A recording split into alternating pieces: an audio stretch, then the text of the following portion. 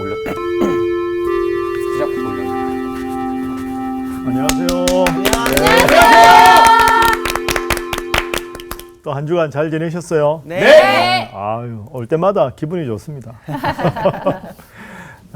우리가 지난 시간에는 예수님께서 물을 포도주로 만드신 가나 혼인잔치 사건. 네. 가람 씨 너무 좋아하시는데. 네. 아니 그냥 술에 꽂혔어요. 지금. 와인. 아, 와인. 그 예수님께서 이제 마리아와 제자들과 함께 가나 혼인잔치가 하셨는데 포도주가 떨어졌는데 예수님께서 물을 포도주로 만들어 주셨다.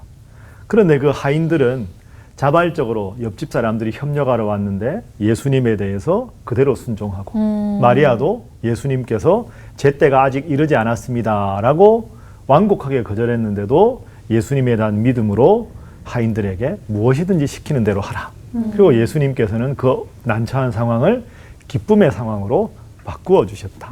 그래서 예수님께서 함께 하시는 잔치집이야말로 행복한 잔치집이다. 네. 네.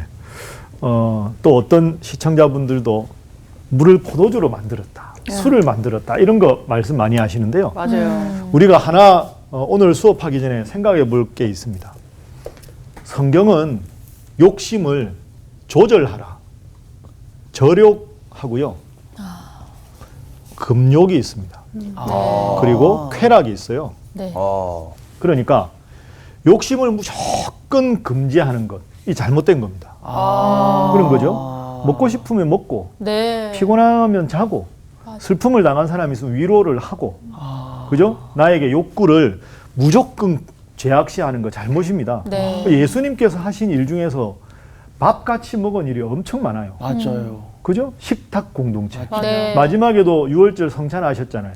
그러니까 기독교는 결코 그런 인간적인 자연스러운 욕망이나 욕구를 무조건 금지하지 않습니다. 네. 쾌락주의는 욕구대로 그냥 하고 싶은 대로 마음껏 해라. 이거는 완전 방종이죠. 그죠. 이것도 틀린 겁니다. 성경은 이 절자가요, 욕자가 욕심할 때 이렇게 쓰죠. 이렇게 조절한다. 적당하게 먹든지 마시든지 무슨 일을 하든지 하나님의 영광을 위해서 조절하는 게 필요하다. 그래서 이것이 성경의 입장이다. 그러면 예수님께서 물을 포도주로 만드신 사건도 포도주가 그 당시에 가장 중요한 잔치 음식인데 그것이 떨어졌을 때 넉넉하게 풍요롭게 잔치를 즐길 만한 좋은 포도주를 만들어 주셨다. 그래서 우리가 욕구를 너무나도 무조건 터부시하거나 무조건 쾌락주의로 가는 것이 아니라 하나님 주신 그것을 자연스럽게 적당하게 누리는 것이 필요하다. 오늘 수업 요한복음 8강 성전을 깨끗하게 하신 예수님.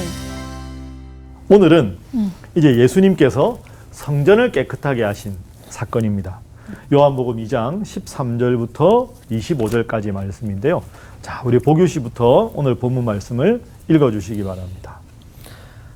유대인의 유월절이 가까운지라 예수께서 예루살렘으로 올라가셨더니 성전 안에서 소와 양과 비둘기 파는 사람들과 돈 바꾸는 사람들이 앉아 있는 것을 보시고 노끈으로 채찍을 만드사 양이나 소를 다 성전에서 내쫓으시고 돈 바꾸는 사람들의 돈을 쏟으시며 상을 엎으시고 비둘기 파는 사람들에게 이르시되 이것을 여기서 가져가라. 내 아버지의 집으로 장사하는 집을 만들지 말라 하시니 제자들이 성경 말씀에 주의 전을 사모하는 열심이 나를 삼키리라 한 것을 기억하더라. 이에 유대인들이 대답하여 예수께 말하기를 내가 이런 일을 행하니 무슨 표적을 우리에게 보이겠느냐. 예수께서 대답하여 이르시되 너희가 이 성전을 헐라. 내가 사흘 동안에 일으키리라. 유대인들이 이르되 이 성전은 46년 동안에 지었거늘 내가 3일 동안에 일으키겠느냐 하더라. 그러나 예수는 성전된 자기 육체를 가리켜 말씀하신 것이라. 죽은 자 가운데서 살아나신 후에야 제자들이 이 말씀하신 것을 기억하고 성경과 예수께서 하신 말씀을 믿었더라. 유월절에 예수께서 예루살렘에 계시니 많은 사람이 그의 행하시는 표적을 보고 그의 이름을 믿었으나 예수는 그의 몸을 그들에게 의탁하지 아니하셨으니 이는 친히 모든 사람을 아심이요 또 사람에 대하여 누구의 증언도 받으실 필요가 없었으니 이는 그가 친히 사람의 속에 있는 것을 아셨음이니라. 아멘. 예, 감사합니다. 잘 읽어주셨습니다. 예수님께서 성전을 깨끗하게 하신 사건.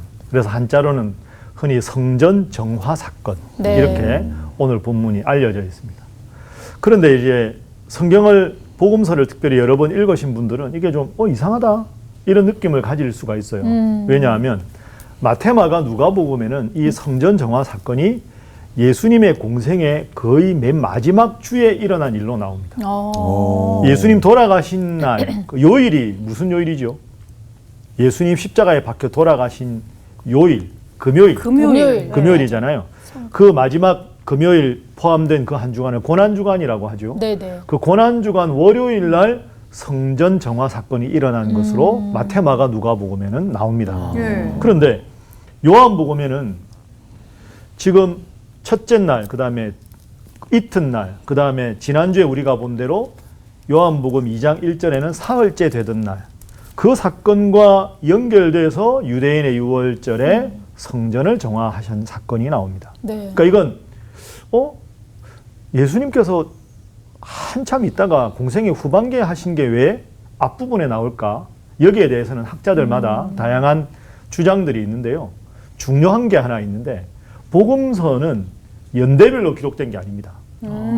그러니까 마태복음 1장 1절부터 28장 마지막 절까지가 시간 순서가 아닙니다. 네네. 그러니까 주제별로 어떨 때는 더 중요한 구절 앞부분에 이것과 더 연관되는 건 앞으로 배치하기도 하고 또 뒤에 배치하기도 하고 네, 그래서 네. 우리가 헷갈리시면 안 되는 게 성경 복음서는 1장과 요한복음 같은 21장이 때로는 시간적인 순서로도 되지만 주제를 더 잘 부각하기 위해서 후반기에 일어났던 사건을 앞에 배치하기도 하고 예수님 공생의 초기 사건을 뒷부분에 배치하기도 했다. 이렇게 기억을 하시면 되겠습니다. 그러니까 사실은 예수님께서 성전을 정화시킨 사건이 두 번 있었다. 네. 초기, 후기 그렇게 보는 학자들도 있고요.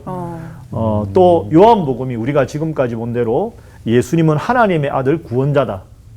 그걸 부각하는 것이 요한복음의 가장 중요한 주제이기 때문에 오늘 본문 사건도 아니 과연 누가 성전을 그 당시 종교 지도자들이 다 묵인해서 성전에서 장사하고 그렇게 하는 걸 누가 감히 여기에 정면으로 반기를 들 수 있느냐. 예수님이 그랬다. 왜? 예수님은 하나님의 아들이니까. 네. 그만큼 하나님의 아들만이 하실 수 있는 일이기 때문에 이걸 요한복음 앞부분에 배치해서 이제 2장 넘어가면 3장 가면 요한복음 전체 그리고 성경 전체 제일 대표되는 구절 3장 16절 하나님의 세상을 이처럼 사랑하사 독생자를 주셨으니 저를 믿는 자가 멸망치 않고 영생을 얻게 하려 하심이라. 그 위대하신 예수님의 모습을 앞부분에서 먼저 강하게 부각시키려는 그런 요한의 의도가 이 2장에 배치한 이유다. 이렇게 보통 보게 됩니다. 네. 그래서 오늘 2장에 보면 16절이 있습니다. 16절. 다 중요한 구절인데 16절이 제일 중요한 구절이라고 보는데 비둘기 파는 사람들에게 이르시되 이것을 여기서 가져가라. 그 다음이요. 내 아버지의 집으로 장사하는 집을 만들지 말라. 우리는 지금 생각에는 예수님이 하나님을 아버지라 부른 게 당연하지라고 생각할지 모르지만 그 당시에 성전에서 장사하는 사람들을 다 내어 쫓고 내 아버지의 집이다. 감히 이렇게 말할 수 있는 사람은 예수님밖에 없잖아요. 누가 내 아버지의 집이라고 하나님의 성전을 이야기하겠습니까? 그래서 요한은 내 아버지의 집이라는 걸 앞부분에서 강조하면서 하나님과 예수님의 밀접한 관계성, 태초부터 계셨던 예수님, 그분은 성전을 정화시킬 수 있는 그런 위대한 권세도 하나님께 부여받은 유일한 분이시다. 그걸 16절에서 강조한 걸로 그렇게 일단 미리 기억을 하시면 좋겠습니다. 자, 그렇게 하고요. 13절부터 한 절씩 한번 보지요. 유대인의 유월절이 가까운지라. 유대인들은 유월절, 오순절, 초막절 이럴 때 예루살렘 성전에 올라가서 하나님 앞에 제사를 드려야 하는 것이 구약의 전통이었습니다. 그러니 유대인의 유월절이 가까웠을 때 예수님께서도 유대인이니까 예루살렘에 올라가셨던 거죠. 14절. 성전 안에서 소와 양과 비둘기 파는 사람들과 돈 바꾸는 사람들이 앉아 있는 것을 보시고 노끈으로 채찍을 만드사 양이나 소를 다 성전에서 내쫓으시고 돈 바꾸는 사람들의 돈을 쏟으시며 상을 엎으시고 비둘기 파는 사람들에게 이르시되 이것을 여기서 가져가라. 내 아버지의 집으로 장사하는 집을 만들지 말라 하시니. 예수님의 어떤 감정이 느껴지십니까? 분노. 화가, 분노가 엄청나게 나신 겁니다. 네. 그렇죠. 그 당시에 성전의 구조가 이렇게 되거든요.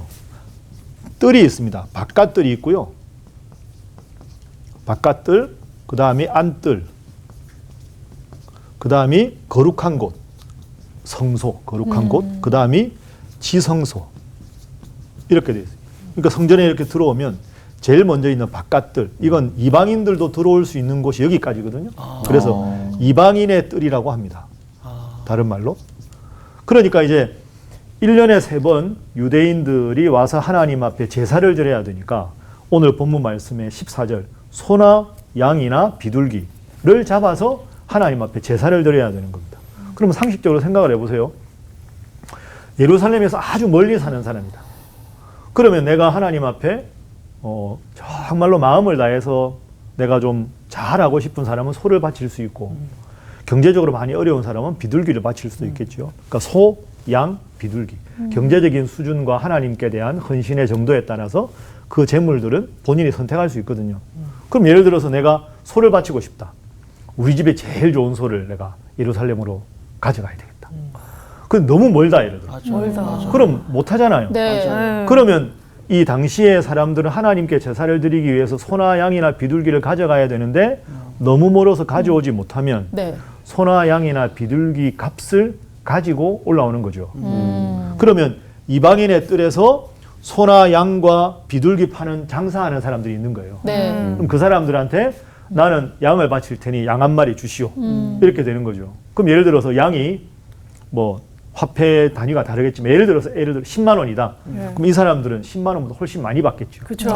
15만 원, 20만 원. 네, 네. 근데 울며 겨자 먹기로 살 수밖에 없잖아요. 제사를 드려야 되니까 재물은 사야 되고. 네.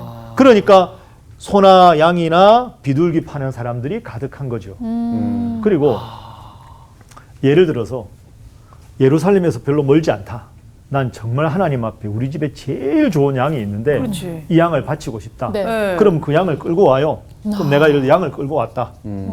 그러면 이 양을 하나님 앞에 제사로 바칠만 할지를 판정하는 사람이 제사장이겠죠. 네. 너무 병약한 짐승을 바치면 안 되니까 구약에 따르면 그걸 판정을 하는 재판관이 있을 거 아닙니까? 제사장이. 그럼 이 사람들 다 장사치들하고 한 통속이니까 아무리 좋은 소가 아무리 좋은 양을 가져와도 불합격. 아니 그러면 내가 하나님 앞에 바쳐야 되는데 이게 왜 불합격입니까? 내가 보기에 불합격. 제사장이 불합격이라는. 너무 웃긴다. 그러면 이걸 어떻게 할 수가 없잖아요. 다시 또 데려가야 되니까. 그러면 그 틈을 썩 타서 내가 보니 이거 다시 소를 데리고 가기 힘들지 않나? 그럼 내가 사주지. 그럼 예를 들어서 한 100만 원 한다. 50만 원. 와. 안 됩니다. 그럼 그냥 데리고 가. 와. 그럼 데리고 가면서 또 여관에 묵고 맞아. 그럴 거 아닙니까? 그러면 이 장사치들하고 제사장하고 종교 지도자들이 전부 한 통속이 돼가지고 이 사람들이 가져온 건 아무리 좋아도 불합격. 이렇게 하고 이 장사치들하고는 다 뒷돈을 받으니까 장사치들하고 이 양보다 훨씬 못한 양. 그러면 이 양이라도 사겠어. 여기 합격한 양이 여기 있어. 이거 사. 얼마입니까? 내 눈으로 보기에는 5만 원인데 30만 원. 40만 원. 아니 그러면 그냥 가. 갈 수 없잖아요. 율법인데. 그러니까 여기 장사치들이 많이 있는 거죠. 지금 하는 수법들이 그대로 예, 있었구나. 장사치들이 있고 이 사람들하고 이 종교 지도자들. 그렇구나. 그 이게 다 종교 한 지도자들이 그 예. 나중에 예수님 막 그 핍박한 그 사람들이에요? 그런 거죠. 그러니까 그 당시 종교 지도자들이 서기관, 바리새인, 제사장 이런 종교 지도자들이 쉽게 말해서 이제 이 장사치들한테 뒷돈을 받고 이방인의 뜰에서 장사 좀 할 테니까 쉽게 말하면 자릿세. 네. 그럼 자기들이 다 챙기고. 그러면 뒷돈을 줬으니까 이 사람들은 이윤을 남겨야 되니까 그것까지 계산해서 더 많은 폭리를 취하고. 그러면 결국은 힘없는 백성들, 제사 지낼 사람들만 막대한 손해를 보고 또 하나 아까 좋은 양이나 좋은 소 데려왔죠. 네. 불합격했잖아요. 네. 그러면 한 5만 원에 사가지고 갖고 있다가 그 다음에 사람 근데 이거 그래. 더 높게 또 맞아. 그럼 그 돈 가지고 또 나눠 먹게 하는 거죠. 아, 양아치네. 야, 진짜. 약간 양아치스럽네요. 그런 일이 실제로 일어났던 거죠. 그 다음에 또 하나가 있어요. 성전세라는 게 있어요. 이 성전이잖아요. 이게 다 네네. 합해서 성전세는 성인 남자 1인당 반세계를 내게 돼 있어요. 반세계. 성경에 보면 나오거든요. 반세계는 노동자의 이틀치 품삯입니다. 그러니까 예를 들어서 일용 노동하는 분들이 뭐 다 이제 일의 종류에 따라 다르지만 예를 들어서 그냥 10만 원이라고 하면 20만 원 1년에 내야 되는 거예요. 그런데 이 반세계를 내야 되는데 이걸 내는 그 동전이 있겠죠. 주화. 네. 동전. 이 동전이 정해져 있어요. 하나님 앞에 성전세를 낼 때는 그 동전에 우리 옛날 동전 같은 거 보면 뭐 로마 동전 이런 건 로마 황제 얼굴이 있거나 아니면 뭐 위대한 이방 신들의 그 모습 같은 게 있잖아요. 그건 바치면 안 됩니다. 그러니까 어떤 인간을 신격화하거나 하나님 앞에 바치는데 이방 신을 그 새긴 주조된 동전은 바치면 안 되거든요. 그래서 주로 바칠 때 두로의 은화를 주로 바쳤어요. 성전세로. 여기에는 그런 이방인의 형상이나 신의 형상이 없거든요. 그리고 은의 이 질이 괜찮고 무게가 어느 정도 일정하니까 동전 바친다 그러고 그냥 동전 비슷한 모양으로 너무 가볍게 하면 안 되잖아요. 그러면 두로 사람이 아니면 이 동전이 없을 거 아닙니까? 네. 그러면 자기 나라 동전을 가지고 왔을 때 이 두로 은화로 바꾸면서 또 이제 마진을 남기는 거죠. 환전이네. 그러니까 환전하는데 이윤을 많이 갖는 거죠. 그러니 성전세 바칠 때도 사기를 당하고 그러네. 재물을 바칠 때도 사기를 당하고 네. 그게 오늘 본문 말씀의 14절 성전 안에서 소와 양과 비둘기 파는 사람들 그리고 돈 바꾸는 사람들 이 앉아 있는 것을 예수님이 보셨습니다. 예수님이 화가 나셨죠. 네. 노끈으로 채찍을 만드셨다. 노끈. 이왕이면 좀 이렇게 큰 막대기 뭐. 그거 안 됩니다. 성전에는 무기가 될 만한 걸 들고 갈 수 없죠. 네. 그러니까 노끈은 무기가 될 수 있는 게 아니잖아요. 그러니까 예수님이 지금 너무너무 분노하신 거죠. 이걸 우리가 거룩한 분노라고 하죠. 네네. 우리가 그냥 욱하는 마음에 화내는 것과는 다르니까 맞아요. 거룩한 분노를 하셨는데 이건 이대로 둬서는 안 되겠다. 그런데 뭔가 흉기가 될 만한 거 성전에 가지고 가시면 예수님 자체가 그 율법을 위반하게 되니까 노끈으로 채찍을 만드셔서 양이나 소를 다 성전에서 내쫓으시고 돈 바꾸는 사람들의 돈을 쏟으시고 또 상을 엎으셨다. 이렇게 되어 있습니다. 그리고는 비둘기 파는 사람들에게 이것을 여기서 가져가라. 내 아버지의 집, 아까 말씀드린 대로 이것으로 장사하는 집을 만들지 말아라. 그 예수님께서 너무너무 지금 분노하신 겁니다. 사실 생각해 보면 예수님이 얼마나 분노하셨을까? 여러분 그 장면을 한번 상상을 해보세요. 우리가 지금 요한복음 1장부터 읽고 있는데 예수님이 이 당시에 12제자를 다 데리고 갔는지 일부를 데리고 갔는지는 잘 몰라요. 그러나 상식적으로 생각해 보면 이 바깥들의 장사치들이 얼마나 많았겠어요. 동전 바꾸는 사람들이 얼마나 많았겠어요. 이 많은 사람들이 있는데 예수님께서 분노하셨는데 이 사람들이 담아버려서 야 누구냐 붙어라 이러면 어떤 일이 벌어질지 몰라요.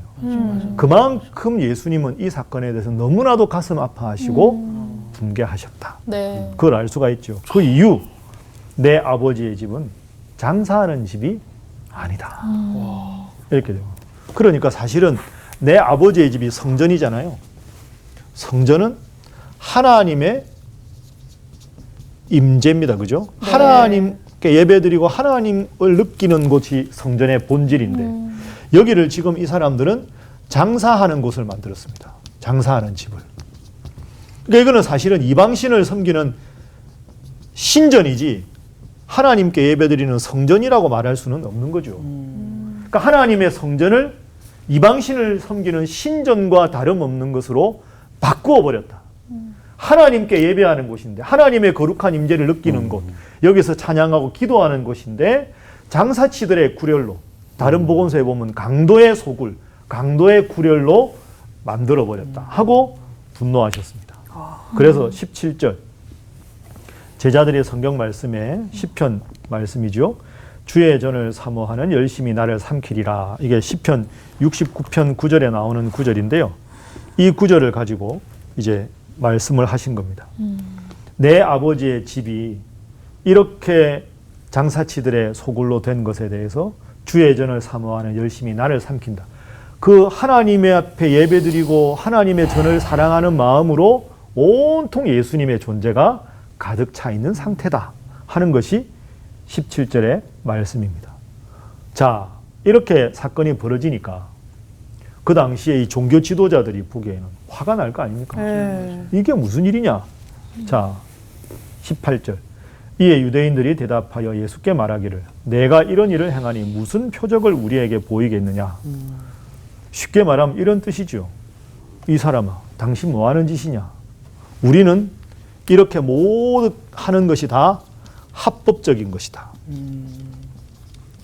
합법적으로 공인된 거거든요. 네. 그리고 그 당시에 제사장이나 이걸 임명하는 것이 헤롯이 임명을 했습니다. 헤롯 왕이. 그러다가 후기에 가면 로마 총독이 임명을 해요. 생각을 해보세요. 하나님 앞에 예배하는 곳에 대해서 로마 총독한테 돈을 많이 바친 사람이 합격 불합격 판별하는 이런 사람이 되어버리는.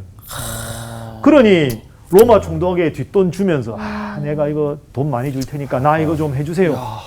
그러니까 이제 이 사람들은 누군가가 아니 그러면 돼요. 이건 합법적인 거야.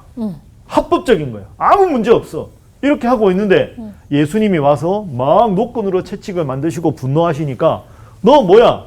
우리는 합법적으로 정정당당하게 이 일을 하는 거야 라고 말하는 것이고 네. 하나님의 아들 예수님은 합법적인 것 전에 로마의 황제가 통치하는 게 아니라 헤롯이 통치하는 게 아니라 하나님께서 임재하는 이곳에 하나님께서 기뻐하시지 않는 일을 행하면서 합법이라는 근거를 들이대는 너희들이 문제다. 여기는 내 아버지의 집이다. 이걸 이제 강조하시는 것이 네. 본문입니다. 화가 나셨습니다. 유대인들이 너 왜 이러냐? 너 그러면 합법적인 것보다 더 내가 위대하다는 표적을 보여라. 예수님께서 19절에 그러면 너희가 이 성전을 헐어라. 내가 사흘 동안에 일으키리라. 무슨 말인지 못 알아듣겠죠, 이 사람들이. 네. 20절. 야, 이 성전은 46년 동안에 우리가 지었는데 3일 동안에 일으키겠다고? 자, 21절은 독자들을 위해서 사도 요한이 이 말씀의 의미를 풀어준 거죠. 네네. 예수님이 성전된 자기 육체. 예수님 십자가에 돌아가시고 며칠 만에 부활하십니다. 사흘. 네. 그러니까 아까 19절에 사흘 동안에 일으키리라. 그래서 22절 죽은 자 가운데서 살아나신 후에야 제자들이 그때 사흘 동안에 일으키겠다는 그 말씀이 부활하신 자기 몸을 말씀하신 거구나. 이걸 이제 이때야 깨닫게 되는 거죠. 우리가 요한복음 처음에 공부할 때 기억해 보십시오. 그 당시 사람들은 예수님은 인간이다. 인간 중에 훌륭한 선생님이다. 네. 이렇게만 생각을 했는데 예수님께서 십자가에 달려 돌아가시고 부활하시고 그 이후에 예수님이 구원자라는 걸 깨닫고 나서 그래. 예수님 그때 그 말씀이 이런 뜻이었구나. 그때 그 성전 정화 사건 일으키실 때 내가 이 성전을 사흘 만에 그게 예수님 부활하실 걸 미리 말씀하신 거구나 라고 뒤에 깨달은 말씀들이 이런 말씀이 되는 거죠. 네. 이걸 기억을 했구나. 그래서 22절에 그죠? 제자들이 그래서 그 말씀을 하셨구나. 이렇게 되는 겁니다. 선생님, 예수님이 화를 많이 안 내시잖아요. 화를 많이 안 내셨죠. 네, 이거 말고도 있나요? 예수님께서 이 장면에서 제일 화를 내셨고요. 제일 많이 냈고. 다른 장면에서는 예를 들어 세례 요한이 그 당시에 종교 지도자들에게 독사의 자식들아. 이제 그렇게. 성경이라 독사의 자식들 이렇게 했겠지. 독사의 자식들아 이렇게 했습니까? 독사 땡땡들아 뭐 이렇게 했겠죠. 내가 대신 해주고 싶네. 시읒, 그러니까 삼기읒. 예수님도 그렇고 세례 요한도 그렇고요. 여러분 그래서 제가 말씀드렸죠. 단순하게 내가 욱해서 화를 낸다. 이거 하고요. 예수님은 지금 거룩한 분노다. 거분. 그죠? 왜? 이 당시에 불의한 상황이니까. 좀 다른 겁니다. 그래서 막 그쵸. 욱하는 마음에 막 화 자주 내는 걸 보고 아 예수님도 화냈는데 나는 화는 어때? 그건 잘못된 네. 하나님 모시기에 잘못된 네. 거룩한 분노입니다. 그래서 우리가 오늘 처음에 성사학당 시작할 때 우리 지난주에 배웠던 가나 혼인잔치 금욕과 쾌락이 아니라 전욕이다. 조절하는 게 필요하다. 그러니까 화도 우리가 조절하는 게 필요합니다. 맞아요. 화내고 막 감정대로 기분대로 다 하고 미안해 내가 뒤끝은 없잖아. 다 냈으니까. 그럼 화낼 것 다 내고 뒤끝까지 있으면 그게 사람입니까? 이렇게 말하는 분이 있습니다. 성경에서 봤을 때 예수님은 내향적이신가요? 외향적이신가요? 예수님은 하나님의 아들이시니까 우리의 기준으로 봤을 때 내향적이다 외향적이다라고 그치. 말하기가 예수님은 어떻게 MBTI로 그래. 어렵겠죠. 이냐 아이야 뭐 이걸 어떻게 따져? 아니 그냥 화 얘기가 나와가지고 그냥. 그럼 이게 한번 생각해 보시죠. 어쨌든 예수님 화를 내셨잖아요. 네. 예수님 화를 내셨는데 안 내는 건 아니잖아요. 솔직히. 그렇죠. 화를 내야 됩니다. 그래서 고린도전서 13장 네. 이게 무슨 장이죠? 사람장. 사랑장. 내가 사람의 방언과 천사의 말을 할지라도 사랑이 없으면 소리 나는 구리와 울리는 꽹과리가 되고 내가 예언하는 능이 있어 모든 비밀을 알고 또 산을 옮길 만한 능력이 있을지라도 내가 사랑이 없으면 아무것도 아니오. 내가 내게 있는 것으로 구제하고 내 몸을 불사르게 내어줄지라도 사랑이 없으면 내게 아무 유익이 없느니라. 그 다음이 사랑은 오래 참고. 그렇죠. 사랑은 오래 참고. 중요한 게 오래입니다. 이게 영원히가 아닙니다. 아 맞아. 오래 참는 겁니다. 맞아. 오래 참았는데도 도저히 하나님의 말씀에서 돌이키지 않으면 그 다음에는 분노하셔야 되는 거죠. 오래 참는 거지 영원히 참는 게 맞습니다. 그게 잘하는 게 아닙니다. 오래 참아야죠. 근데 시시때때로 잘 분노하는 사람들이 있잖아요. 그럼 그렇죠. 어떻게 해야 돼요? 그건 하나님 그런 앞에 사람들은? 기도해서 스스로의 감정을 좀 조절하는 은혜를 받아야 되지 않겠습니까? 그 근데 참, 보면 네. 예수님이 진짜 이때 화를 냈다는 거는 예. 예수님 제일 싫어하는 게 이런 거 같거든요. 그렇죠. 그게 요즘 생활에도 좀 현대에도 적용이 돼 우리가 거룩한 분노를 가져야 될 때가 딱 좀 있을까요? 있지 않을까요? 그렇죠. 그 이제 뭐 상황마다 다 다르겠지만 수지 씨 말씀하신 대로 하나님께서 원하시는 뜻이 있는데 지금 하나님 앞에 예배드리고 거룩한 제사를 드려서 하나님의 임재를 느껴야 되는 곳인데 지금 그렇지 못하고 장사치들이 장사하는 곳이 돼버렸잖아요. 그리고 더 중요한 건 장사치들의 장사하는 것을 꾸짖어야 되는 종교 지도자들조차도 결탁이 돼서 뒷돈 다 받잖아요. 그러니 지금 윗물도 흐리고 네. 아랫물도 흐리고 그러니 예수님께서 이 상황에서 분노를 하지 않으시면 이 상황이 아무런 문제 없다고 모두가 그냥 지나가 버릴 거 아닙니까? 그러니까 예수님께서 분노하신 거죠. 네. 그래서 오래 참으시고 때로는 다 이러시지만 때로는 이런 분노가 필요하다. 노끈으로 채찍을 만드셨다. 그러니까 오늘도 예수님께서는 거룩한 분노를 하셨다. 네. 그런데 우리가 이 거룩한 분노를 봐도 예수님께서 흥분하셔서 너무 지나치게 하신 게 아니라 분노가 필요한 만큼 거룩한 분노를 하셨다. 이렇게 보면 우리가 기독교인이지만 하나님을 믿는 사람이 우리 동서양의 좋은 고전을 읽고 그걸 통해서 배워가는 것도 나름 의미 있는 거죠. 네. 뭐 제가 논어를 이야기하거나 아니면 노자 도덕경을 이야기할 수도 있는 겁니다. 그건 도가나 도교, 불교, 유교에 구원이 있다는 게 아니라 기독교인으로서 예수 그리스도를 구원자로 고백하면서 좋은 고전의 문장들은 우리가 두루 섭렵하면 훌륭한 교양인이 될 수 있지 않겠습니까? 맞습니다. 네. 맞습니다. 자, 논어라는 책이 있죠. 네. 논어 읽어보셨습니까? 조금 다 한자 아니에요, 그거? 가람 씨 좀 읽어보셨네요. 네. 조금 책으로 나왔길래 조금 잘하셨습니다.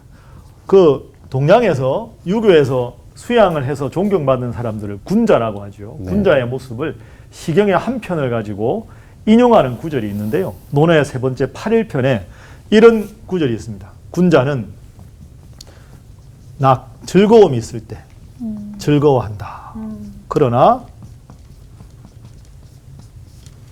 즐거워한다. 이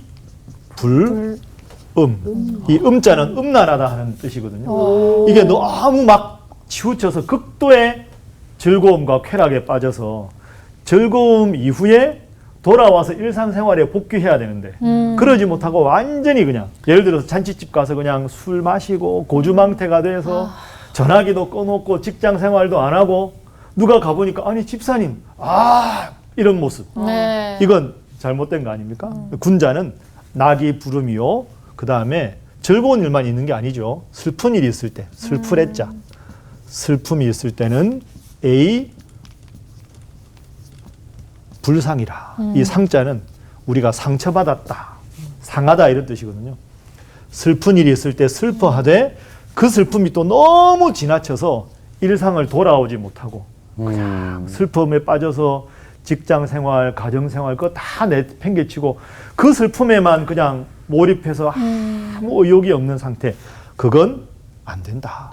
그래서 군자의 모습은 내가 즐거울 때 누군가가 즐거울 때 함께 즐거워하지만 그것이 너무 과해서도 안 되고 슬플 때 내가 슬퍼하고 누군가의 슬픔에 동참해 주지만 그것이 너무 과해서도 안 된다. 이게 조절하는 조화로운 네. 감정 이런 게 우리 삶에도 맞아. 필요한 거죠. 네. 그러니까 예수님은 지금 정말로 종교 지도자들과 장사치들과 모두가 담아버려서 하나님 앞에 예배드리고 거룩한 임재를 경험해야 되는 성전을 장사치들의 강도의 구렬로 만들었으니까 이건 타일러서 그러지 마세요. 네. 한다고 안 할 수 있는 상황이 아니죠. 그죠. 이 상황에서는 맹렬하고 거룩한 분노를 드러내야 되기 때문에 이렇게 분노하셨다. 네. 이렇게 그 이후에 볼 좀 수 있어요. 나아졌나요? 그 이후의 사건에 대해서는 본문에는 나오지 않습니다. 안 나아졌을 그러나 것 같아. 이렇게 예수님께서 분노하셨으니까 아마도 이제 예루살렘에 왔던 그 수많은 사람들이 그걸 보고 그렇죠. 그리고 이 당시에 이 일 후에 바로 뭐 효과가 드러나지 않았을지라도 네. 예수님께서 이 일을 하시고 예수님에 대한 소문이 점점 나겠죠. 그때 그 하셨던 그분이 죽은 사람도 살렸대. 그때 그 말씀하신 분이 이런 말씀도 하셨어. 그래 맞아. 그때 그 사건이 정말로 우리가 새겨야 할 중요한 교훈이야. 우리 이 성전은 하나님 앞에 바로 서야 돼. 라고 생각하는 사람들은 많이 있었겠죠. 맞아요. 그러나 현실적으로 그랬다고 해서 이것이 하루아침에 당시 상황에서 바뀌지는 않았다. 네. 지금도 그러는데. 맞아. 그러니까. 지금도 그런 면이 좀 있죠. 있어요. 가끔 보면 그리고 대부분의 교회가 그렇지 않은데 좀 교계 안타까운 소문이 들릴 때가 있습니다. 여러분도 아마 그런 문제의식을 좀 느끼실 텐데요. 그럴 때마다 이런 생각을 해보십시오. 교회에 대한 여러 가지 비유가 있습니다. 예를 들어 교회는 뭐 노아의 방주에 비유해서 구원의 방주다. 노아의 방주에 비유할 수도 있고요. 아니면 교회를 병원에 비유해서 몸이 아픈 사람이 병원에 가서 낫듯이 영적으로 죄를 지은 죄인들이 주님 앞에 나와서 죄 용서를 받고 간다. 이렇게 볼 수 있는데 제가 보기에는 교회에 대한 여러 가지 비유 중에 제가 꼭 여러분들과 나누고 싶은 비유는 교회는 어머니와 같다. 이렇게 생각합니다. 어머니 하니까 다들 오 하셨잖아요. 어머니 하면 어떤 이미지가 근데 딱 떠오릅니까? 와닿았지 왜? 어머니 모든 걸 그냥 주고 다 품어주잖아요. 그렇죠. 날 다 너무 희생하고 네. 나를 사랑하고 아껴주고 네. 그런 거죠. 그러니까 여러분 아이가 어머니가 없으면 나서 자랄 수가 없잖아요. 예. 어머니의 지극한 희생과 사랑 때문에 살아가는 거잖아요. 그러니까 여러분들도 저도 때로는 이제 우리 성도들끼리 가슴 아파하면서 한국 교회의 이런 현실에 대해서 저런 현실에 대해서 가슴 아파하기도 하고 또 젊은 청년들은 문제 제기를 하기도 하고 따끔한 질책은 우리가 들어야 될 필요가 있습니다. 그래야 우리가 나아질 수 있으니까. 그러나 그 동시에 분명히 기억해야 될 게 있습니다. 내가 한국 교회를 우리 교회를 때로 비판하기도 하지만 내가 이런 비판할 수 있는 안목이 생길 수 있는 가장 중요한 근거는 교회에서 받은 겁니다. 그렇죠. 내가 하나님을 믿고 예수님을 알고 말씀에 대해서 아니까 말씀에 대해서 일부 잘못된 부분에 대해서 애정을 가지고 비판할 수 있어요. 그러나 그 비판이 가능하도록 하나님에 대해서 가르쳐주고 예수님에 대해서 가르쳐주고 말씀에 대해서 가르쳐준 곳은 교회입니다. 맞아요. 그러니까 우리가 조심해야 될 건 한국 교회는 이게 문제야 라고 말하면서 마치 나와는 아무런 관계없는 제3자인 것처럼 비판해서는 맞아. 그게 안 된다는 거죠. 맞아요. 제가 이제 신학교도 졸업하고 미국 가서 공부도 하고 박사도 받고 신학교 교수 생활을 했는데요. 저희 어머니는 초등학교 나오셨거든요. 저는 세상에서 제일 존경하는 분이 아버지 어머니입니다. 예를 들어서 제가 저희 아버지 어머니보다 더 많이 배웠다고 해서 아버지 어머니 말씀을 무시하거나 폄하하거나 그래서는 안 되죠. 나라는 존재가 가능하게 된 가장 근본적인 근원은 사랑하는 부모님이니까. 설령 내가 생각하는 관점과 다른 관점을 말씀하셔도 때로는 그 말씀의 진의가 무엇인지, 그 말씀에 담긴 깊은 뜻이 무엇인지 다시 새기는 것이 자녀의 태도지. 어머니 그 말씀은 논리적으로 틀렸습니다. 아버님 그 말씀은 이런 면에서 그걸 제대로 보지 못한 겁니다. 라고 하기 전에 그래도 저 어머니가, 저 아버지가 나를 가장 사랑해서 해주신 말씀인데 그 의미를 받아들일 건 받아들이면서 애정 어린 마음으로 항상 부모님을 대하면서 혹시라도 다른 게 아니라 틀린 것에 대해서는 때로는 무릎 꿇고 기도하면서 아버님 믿음 생활에서 이 점은 좀 고치셔야 할 것 같습니다. 진지하게 기도하면서 애정 어린 비판을 할 수 있지만 너무 가볍게 나와는 관계없는 것처럼 한국교회, 우리 교회 이렇게 하는 것은 좀 문제가 있다. 오늘 본문으로 돌아가면 예수님께서 왜 이렇게 거룩한 분노를 드러내셨는가? 하나님의 임재를 느껴야 되는 이 하나님의 거룩한 성전에서 장사하고 돈 바꾸고 온갖 사기가 횡행하는데 그 어떤 종교 지도자들도 그것에 대해서 문제 제기하지 않고 적당히 뒷돈 받고 그러면서 입으로는 하나님을 이야기하고 뒤로는 온갖 세상적인 탐욕을 부리는 이 문제에 대해서는 내가 묵과할 수 없다. 내 아버지의 집을 이렇게 강도의 소굴로 만들어서는 안 된다. 이런 거룩한 분노는 우리가 배워야 한다. 이렇게 생각합니다. 네. 자, 그래서 오늘 본문 말씀을 전체적으로 꼭 한 가지 기억할 것은 우리가 요한복음 1장부터 쭉 보았지만 사도 요한이 오늘 본문 말씀을 2장에 배치한 가장 중요한 의도도 내 아버지의 집이다. 예수님은 단순한 인간이 아니라 단순한 스승이 아니라 내 아버지의 집이라고 말씀하실 정도로 위대한 하나님 보내신 구원자다. 그러니 이 구원자이신 예수님을 믿고 이분이 어떤 말씀을 하시고 어떤 사건을 행하셨는지 요한복음의 독자들이요 앞으로도 이 포인트를 잊지 않고 읽으면서 예수님을 구원자로 고백하십시오. 그 마음으로 이 구절 한 구절 한 구절을 우리에게 소개한 것이라 생각하고 이번 한 주간도 잘 보내시고 다음 주에는 우리가 요한복음 3장 제일 유명한 3장 16절이 있는 그 문단의 그 사건의 의미가 무엇인지 네. 살펴보도록 하겠습니다. 자, 오늘 강의는 여기까지 하겠습니다. 수고하셨습니다. 감사합니다. 아니 저기 선생님의 말씀을 듣다 보니까 우리가 그 포도주 얘기는 분명 지난주에 했는데 계속 지금 포도주를 마시는 기분이야. 뭔가가 정말 뭔가 이렇게 명쾌해서 소리가 절로 나는 이 감탄사. 근데 거룩하다는 말과 분노라는 말이 붙으면 되게 사실은 다른 맞아요. 안 어울리는 맞아, 것 같은데 맞아. 이렇게 아름다운 말이 없다고 생각이 드는 게 예수님이 거룩한 분노를 했기 때문인데 사실 이 사회가 이렇게 흘러가는 거나 어떻게 보면 종교적인 게 흘러가는 때 너무 그냥 우리가 아무 생각 없이 이렇게 있을 경우가 있어요. 지금 같은 경우에 보면 우리가 정말 예수님의 잣대에서 다 맞다고 하는 상황에서 아닌 거는 아닌 줄 알고 분노를 표출하는 거 중요한 것 같아요, 진짜. 근데 분노 표출하는 것도 사실 되게 용기가 필요한데. 어떻게 저기 끈 하나 만들어줄까? 저는 뭐 아까 참 교회를 어머니로 생각해서 어떤 비판이라는 게 근본적으로 애정 어린 비판이 되어야 한다는 말씀하셨는데 그거에 참 공감을 했고 또한 대한민국 기독교가 저는 근데 그 생각은 변함이 없어요. 발전을 하려면 애정 어린 비판을 받아주는 쪽도 중요하다고 생각을 합니다.